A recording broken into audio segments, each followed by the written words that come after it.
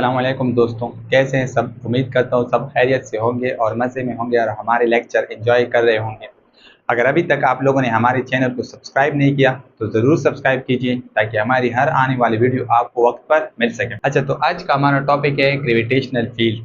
ये 9th class chapter number 5 का एक टॉपिक है जिसमें हम पढ़ते हैं ग्रेविटेशनल फील्ड के बारे में। अच्छा, तो जैसे न्यूटन ने हमें बताया कि दो बॉडी एक दूसरे पे एक फोर्स लगाती है। न्यूटन ने क्या बताया था?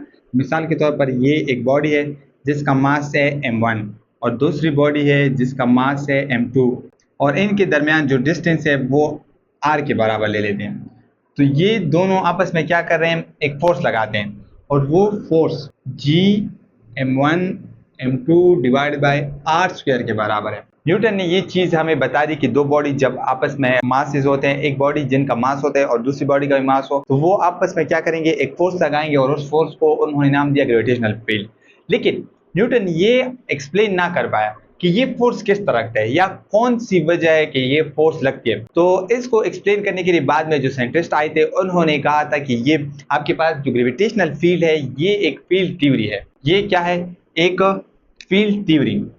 तो फील्ड थ्योरी किसे कहते हैं? तो फील्ड थ्योरी के मुताबिक हर ऑब्जेक्ट के मास के गिर्द एक खास रीजन होती है। अगर उस रीजन के अंदर कोई ऑब्जेक्ट आएगा तो वो क्या करेगा? उस पे एक फोर्स लगाएगी। जैसे मिसाल के तौर पर हमारे पास पॉजिटिव चार्ज है, तो पॉजिटिव चार्ज के गिर्द एक रीजन होगी। अगर इस रीजन के अंदर कोई दूसरा चार्ज बॉडी आएगी या कोई दूसरा चार्ज आएगा तो वो यहाँ पे क्या करेगी? एक फोर्स एक्सपीरियंस करेगी। अगर पॉजिटिव चार्ज होगा तो उस पर रिपल्सिव फोर्स लगेगी, अगर नेगेटिव चार्ज होगा तो उस पर अट्रैक्टिव फोर्स लगेगी। इसी तरह अगर हमारे पास एक मैग्नेट है तो इस मैग्नेट के गिर्द भी एक खास रीजन होगी और इस रीजन के अंदर कोई मैग्नेटिक मटेरियल आएगा तो वो भी इस पे एक फोर्स लगाएगी, या अट्रैक्टिव फोर्स लगेगी या रिपल्सिव फोर्स लगेगी। लेकिन ये जो फोर्स लग रही है ना, ये लग रही है मास की वजह से। किस वजह से लग रही है? मास की वजह से।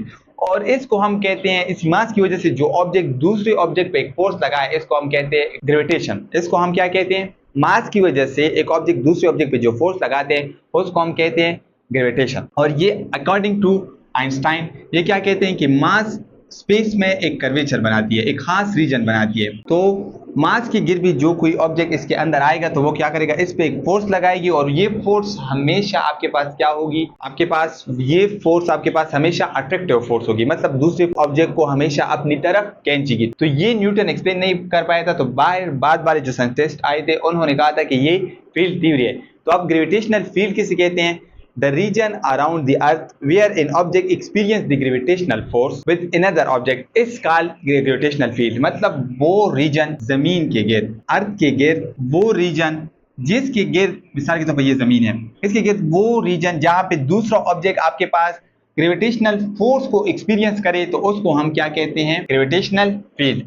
अच्छा, ग्रेविटेशनल फील्ड आपके पास एक वेक्टर क्वांटिटी है और इसकी डायरेक्शन हमेशा आपके पास कहाँ पे होगी? टुवर्ड्स दी अर्थ होगी। तो ग्रेविटेशनल फील्ड किसे कहते हैं? वो रीजन जहाँ पे जमीन की वजह से किसी ऑब्जेक्ट पे एक फोर्स लगे और वो अपनी तरफ ऑब्जेक्ट को खींचे तो इसको हम कहते हैं ग्रेविटेशनल फील्ड। अच्छा, अब हम पढ़ेंगे ग्रेविटेशनल फील्ड स्ट्रेंथ किसे कहते हैं। ग्रेविटेशनल फील्ड स्ट्रेंथ मतलब जिसको हम रिप्रेजेंट करते हैं जी से, और ये है फोर्स पर यूनिट मास। किसी भी यूनिट मास पे जो फोर्स लगती है उसको हम कहते हैं gravitational field strength. Gravitational field strength किसे कहते हैं? फोर्स पर यूनिट मास, मतलब किसी भी यूनिट मास पे जो आपके पास फोर्स लगती है उसको हम क्या कहते हैं? Gravitational field strength. अच्छा, ये आपके पास एक वेक्टर क्वांटिटी है और इसकी डायरेक्शन भी हमेशा टुवर्ड्स दी सेंटर होगी। और ये आपके पास ग्रेविटेशनल एक्सेलरेशन है जिसको हम कहते हैं 9.8 मीटर पर सेकेंड स्क्वायर। और ये आपके पास है ग्रेविटेशनल फील्ड स्ट्रेंथ, इसको भी हम जी से रिप्रेजेंट करते हैं। आपने इनको एक साथ मिक्सअप नहीं करनी क्योंकि ये आपके पास एक्सेलरेशन है और ये आपके पास ग्रेविटेशनल फील्ड स्ट्रेंथ है। मैं मिसाल की मदद से आपको समझाता हूँ। मिसाल के तौर पर एक ऑब्जेक्ट है, ये जमीन है, अर्थ इसकी तरफ फ्री फॉल मोशन कर रही है, हरकत कर रही है। अब ये जो हरकत कर रही है ये आपके पास इसकी ग्रेविटेशनल एक्सेलरेशन है क्योंकि ये आ रही है नीचे की तरफ, मोशन कर रही है। तो मोशन में जो चीज आ रही है तो उसको हम क्या कहते हैं? ग्रेविटेशनल एक्सेलरेशन, मतलब जिसको हम GA शॉर्ट फॉर्म में लिख लेते हैं। लेकिन अगर आपके पास कोई ऑब्जेक्ट है और स्प्रिंग की मदद से आपने इसको इस तरह हैंग किया हुआ है, अब ये तो नीचे की तरफ हरकत नहीं कर रही है ना, हैंग है, लेकिन अब भी इस पे एक फोर्स लग रही है जो इसको जमीन की तरफ या सेंटर की तरफ खींच रही है। तो इसको हम कहते हैं ग्रेविटेशनल फील्ड स्ट्रेंथ। इसको हम क्या कहते हैं? Gravitational field strength. ये दो चीजें मैग्नीट्यूड वाइज सेम हो सकती है। मैग्नीट्यूड का मतलब इनकी मिकदार सेम हो सकती है, क्योंकि यहाँ पे भी इसकी ग्रेविटेशनल फील्ड एक्सेलरेशन की मिकदार कितनी है? 9.8, और यहाँ पे भी जो फोर्स लग रही है वो कितनी है? 9.8।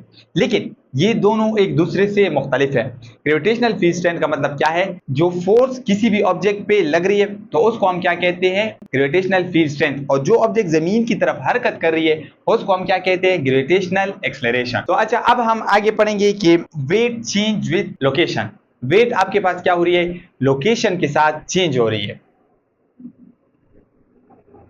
तो सबसे पहले बात हमारे पास ये आ रही है कि अब हमने पढ़ना है कि वेट हमारे पास क्या हो रही है? लोकेशन टू लोकेशन चेंज होती जाती है। मिसाल के तौर पर यहाँ पे ये जमीन है अर्थ, और एक ऑब्जेक्ट इधर पड़ा है जिसका मास है m0 और जमीन का मास है me। अब according to law of gravitational यहाँ पे जो फोर्स लग रही है वो आपके पास आ रही है Gme m0 divide by r E square. अब ये फोर्स जो लग रही है ये इस चीज के बराबर है। ये इक्वेशन 1 बन गई। और आपको पता है कि जितना यहाँ पे इस ऑब्जेक्ट का वेट होगा उतनी ही उस पे फोर्स जमीन लगाएगी, क्योंकि ये तो हमने चैप्टर नंबर 3 में पढ़ा है कि जमीन जितना आपके पास वेट होगा उतनी ही आपके पास फोर्स लगेगी।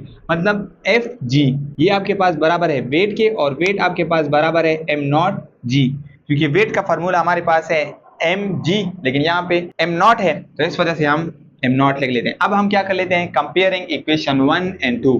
m0 g is equal to g me m0 divide by r e square. अब m0 और m0 कैंसिल हो गए, g is equal to m r e square. तो इस फार्मूले पे आप देखें ग्रेविटेशनल एक्सेलरेशन जो कि कांस्टेंट है, मास ऑफ द अर्थ ये भी आपके पास कांस्टेंट है, क्योंकि जमीन की मास तो चेंज नहीं होती। चीज क्या आ रही है? ये वाली चीज आ गई r स्क्वायर। अब आर स्क्वायर हमें क्या बता रही है? कि ये दोनों इनवर्स हैं। अगर आपके पास जी आर ज्यादा होगा तो जी की वैल्यू कम होगी, अगर जी आर कम होगा तो जी की वैल्यू ज्यादा होगी। तो इस लिहाज से हमें ये पता चल रहा है, मैथमेटिक्स हमें ये क्लियर कर रही है कि जो वेट है, क्योंकि आप इधर फार्मूले में देखिए वेट डिपेंड कर रही है जी पे, कि मास तो कांस्टेंट होती है, जी में चेंज आती है। तो इस लिहाज से हमें पता चल रहा है कि weight location to location change हो रही है, क्योंकि लोकेशन के साथ आर चेंज होगी। जब आर चेंज होगी तो जी की वैल्यू चेंज हो जाएगी। जी की वैल्यू चेंज होगी तो अकॉर्डिंग टू सेकंड इक्वेशन आपके पास वेट की वैल्यू चेंज होती जाएगी। तो इससे ये बात साबित हो रही है आपके पास कि यहाँ पे लोकेशन टू लोकेशन आपके पास जी की वैल्यू चेंज हो रही है। अगर हम यहाँ पे वैल्यूज को पुट कर ले तो 6.67 10 पावर माइनस 11 और mass of the earth 6 10 power 24 कीजिए, और इसी तरह 6.64 10 पावर 6 मीटर और स्क्वायर। तो इससे आपके पास जी की जो वैल्यू आएगी वो 9.77 मीटर पर सेकेंड स्क्वायर। तो इसको हम राउंड ऑफ करके 9.8 मीटर पर सेकेंड स्क्वायर लेते हैं। सही है। और ये लोकेशन टू लोकेशन फिर क्या होती जाएगी? चेंज होती जाएगी। अच्छा, ये हम तो पढ़ रहे हैं कि लोकेशन टू लोकेशन चेंज होगी, इसका हमारा फायदा क्या है? तो इसका फायदा हम आप लोगों ने माइनिंग वगैरह में देखा होगा, या आप लोगों ने देखा होगा कि ये जो सर्विस करते हैं पहाड़ों वगैरह पे जाओगे, जो लोग पहाड़ों में रहते हैं उन्होंने ये चीज देखी होगी। उनके पास एक मीटर होती है जिसको हम कहते हैं ग्रेविमीटर्स। इनके पास एक डिवाइस होती है जिसका नाम है ग्रेविमीटर। इसकी मदद से वो क्या करते हैं? ग्रेविटेशनल एक्सेलरेशन की पैमाइश करते हैं। पहाड़ पे जा रहे हैं और ग्रेविटेशनल एक्सेलरेशन की पैमाइश करते हैं। तो आपके पास ग्रेविटेशनल एक्सेलरेशन की वैल्यू कितनी है? 9.8। अगर 9.8 से ज्यादा बता दिए, 9.8 से ज्यादा बताए, मिसाल के तौर पर 10 बता रहे या 9.9 बता रहे, तो ये आपको बताए तो इसका मतलब ये है कि जमीन के अंदर आपके पास सिल्वर या गोल्ड वगैरह है, कोई चीज है, तो वहां पे वो खुदाई करते हैं, माइनिंग कर लेते हैं और वो चीज वहां से निकाल लेते हैं। अब दूसरी बात, अगर ये इससे कम बता रहे, मतलब 9.5 बता रहे, 9.4 बता रहे, 3 बता रहे, तो इसका मतलब ये है कि यहाँ पे ऑयल गैस वगैरह कोई चीज आपके पास मौजूद है, तो वहां पे भी वो माइनिंग करके वो चीज निकाल लेते हैं। क्योंकि हमें पता चला हो ना कि आपके पास, आपको पता है कि गोल्ड निकालने के लिए गोल्ड इतनी रिस्की नहीं है, तो ऑयल वगैरह निकालने के लिए कुछ खतरा हो सकता है, आपसे आग ना लग जाए, तो उनके लिए आपने सेफ्टी फॉलो करनी है। तो इस वजह से ये चीज़ आपके लिए अच्छी है कि आपको पहले से पता हो कि यहाँ पे ये वाली चीज़ है और इसको निकालने के लिए हमें कौन कौन से प्रोसीजर फॉलो करने हैं। तो ये एक छोटी सी डिवाइस है और एक छोटा सा टॉपिक है, तो इसका कितना बड़ा फायदा है कि आप इस दुनिया में जो मिनरल्स वगैरह है, सारी चीज़ें हैं आपके पास, माइनिंग करके वो सारी चीज़ें आप आसानी के साथ निकाल सकते हैं। तो वो आप सर्विस वगैरह की मदद से आप देखते हैं कि हुकूमत वाले सर्वे वगैरह करते हैं तो वहाँ से वो चीज़ें निकाल लेते हैं। तो ये था आज का लेक्चर। अगर इस हवाले से कोई क्वेश्चन हो तो कमेंट सेक्शन में हमें ज़रूर बताइए। ओके, अल्लाह हाफिज़।